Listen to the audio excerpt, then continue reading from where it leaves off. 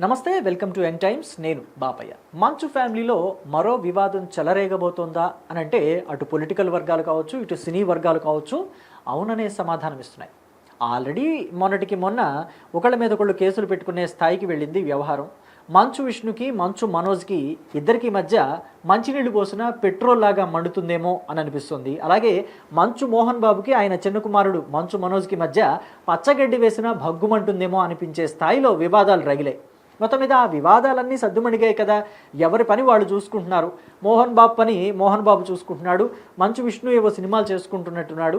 మంచు మనోజ్ కూడా మళ్ళీ సినిమాల్లో యాక్టివ్గా మారాడు కాబట్టి ఆయనకి మంచి మంచి పాత్రలు వస్తున్నాయి అని చెప్పేసి అనుకున్నాం. అయితే ఇప్పుడు మరోసారి వివాదం చెలరేగే అవకాశం ఉంది మంచు ఫ్యామిలీలో అని చెప్పేసి ఇప్పుడు తాజాగా వినిపిస్తున్న టాక్. అయితే ఎందుకు ఆ వివాదం చెలరేగబోతుంది, అసలు దేనివల్ల వివాదం రాబోతుంది, ఆ డీటెయిల్స్ అన్నీ కూడా ఈ వీడియో ద్వారా తెలియజేస్తాను. ఎక్కడా స్కిప్ చేయకుండా ఎండ్ వరకు చూడండి. సో ఇకపోతే మంచు మోహన్ బాబు నిజంగా విలక్షణమైన నటుడు. 550కి పైగా సినిమాల్లో నటించారు. పెద్ద పెద్ద ఆర్టిస్టులతోటి స్క్రీన్ షేర్ చేసుకున్నారు. ప్రొడ్యూసరు, మంచి నటుడు, పైగా హీరో, అలాగే విద్యా సంస్థల అధినేత. సో ఇక మోహన్ బాబుకు సంబంధించి వివాదం అనంటేనే మోహన్ బాబు అంటేనే వివాదం. ఈ వివాదాలు లేకుండా మోహన్ బాబును చూడలేం.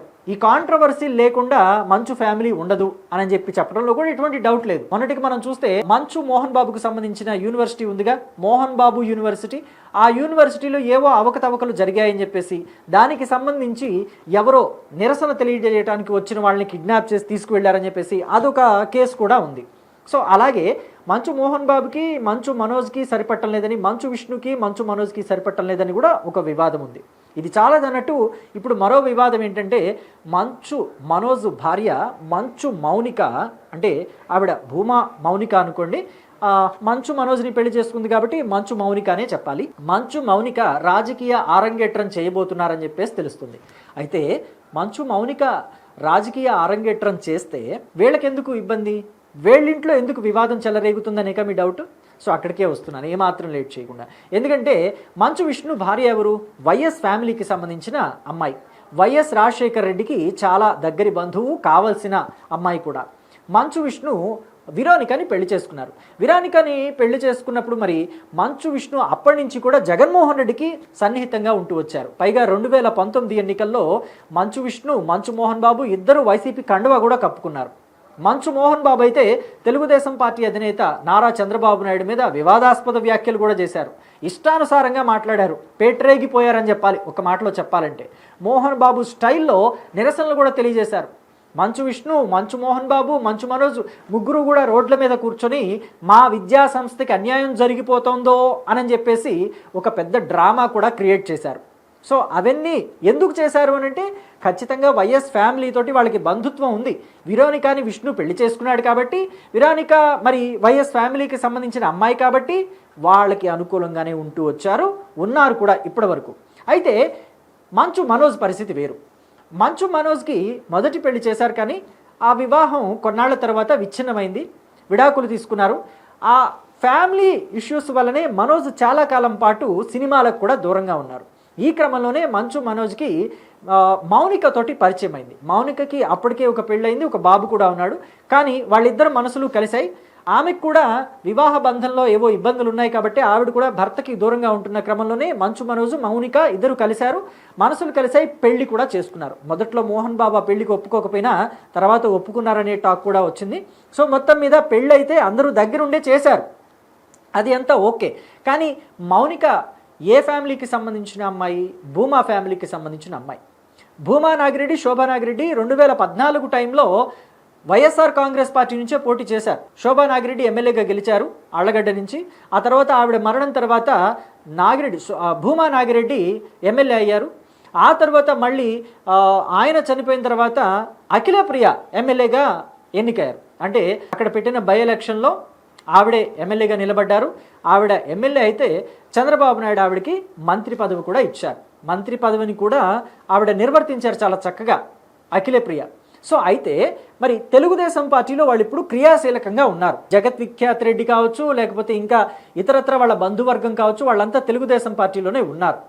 సో ఇప్పుడు మౌనిక తెలుగుదేశం పార్టీ అమ్మాయి అవుతుంది కదా.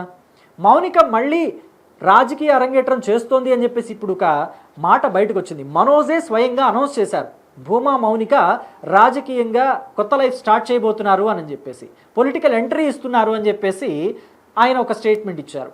ఒక అనౌన్స్మెంట్ చేసినప్పుడు మరి విష్ణు వాళ్ళు చూస్తేనేమో వైసీపీలో ఉన్నారు, ఇప్పుడు మౌనిక రాజకీయ అరంగేట్రం చేయబోతుంది. మౌనిక చూస్తేనేమో తెలుగుదేశం పార్టీ వైపు ఉన్నారు, వాళ్ళ ఫ్యామిలీ అంతా ఇప్పుడు తెలుగుదేశం పార్టీ వైపు ఉంది.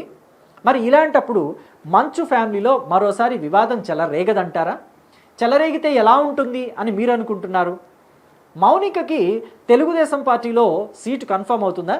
తెలుగుదేశం పార్టీలో సీట్ ఎందుకు కన్ఫర్మ్ కాదు అని చెప్పేసి ఒక డౌట్ ఉందంటే, తెలుగుదేశం పార్టీ ఒక ఫ్యామిలీలో ఒకరికి మాత్రమే టికెట్ ఇస్తామని చెప్పేసి చెప్పింది. 2024 ఎన్నికల్లో పార్టీలో క్రియాశీలకంగా ఉండే కొంతమంది కోర్ కమిటీల్లో వాళ్ళకు కూడా ఫ్యామిలీలో ఒక్కరికి మాత్రమే టికెట్ ఇచ్చారు. ఫర్ ఎగ్జాంపుల్ చెప్పుకుంటే పరిటాల సునీత, ఆవిడకి ఒక్కడికే టికెట్ ఇచ్చారు. శ్రీరామ్ పోటీ నుంచి దూరంగా ఉండాల్సి వచ్చింది, ఒకే ఫ్యామిలీకి సంబంధించి ఇద్దరికి టికెట్ ఇవ్వలేదు కాబట్టి. సో అలా కొంతమంది ఉన్నారు, కొన్ని ఫ్యామిలీస్ ఉన్నాయి, ఇద్దరిద్దరికి టికెట్ ఇవ్వరు కాబట్టి ఒకళ్ళనే పోటీకి దించారు, ఒకళ్ళు దూరంగా ఉన్నారు. సో ఇప్పుడు మరి మౌనికకి ఇదే రీజన్ తోటి టికెట్ ఇవ్వకపోతే పరిస్థితి ఏంటి టీడీపీలో?